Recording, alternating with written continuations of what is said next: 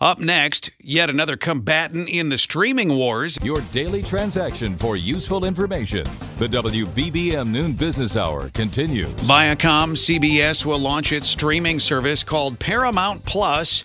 It'll happen on March 4th. Joining us on the ComEd Energy Efficiency Business Line, Tim Hanlon, founder and CEO of the Vertere Group here in Chicago. Tim, kind of give us the nuts and bolts here on what Viacom and CBS are doing.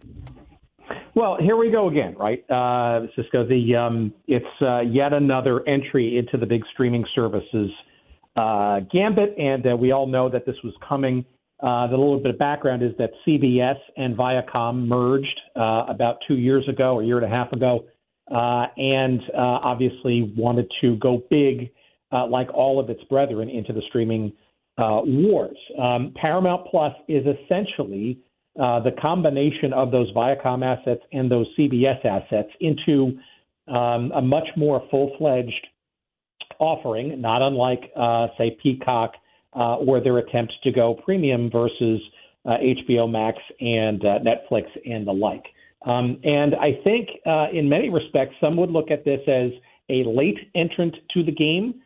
Certainly it is that time-wise. But it actually may be a bit shrewd and opportunistic for the Paramount Plus service in that it is not just going to be a service of on-demand offerings, both premium as well as library content, but also, I think quite interestingly, and a bit more like Peacock, which itself was a late entrant, an inclusion, an embrace of live programming as well. That, of course, means the CBS television network and the CBS TV stations, he says, as well as live sports broadcasts and the like.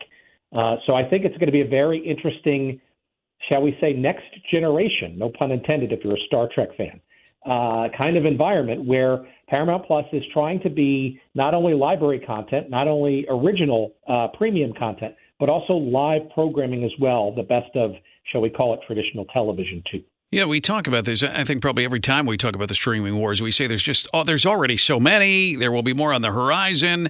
How many $5.99 a month dings are people willing to deal with on their credit cards? And yet I'm wondering, you could do 3, 4, 5 of these services and still not even be close to the cost of cable. So maybe people will continue to do multiples.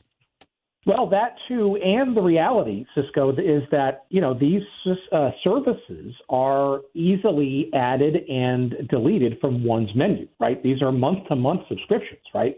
So the real challenge in competition for all these services now is going to be how to retain these subscribers and induce them not to churn out. But from a consumer perspective, I think you're going to see a lot more leaning in, if you will, not just sort of passively subscribing and forgetting about all these services, but literally seeing, okay, this month perhaps is a show that I'm interested in, log in, subscribe, and then, frankly, unsubscribe. And that's going to be a daunting challenge for these media companies who have been much more dependent on persistent revenue over time versus on and off.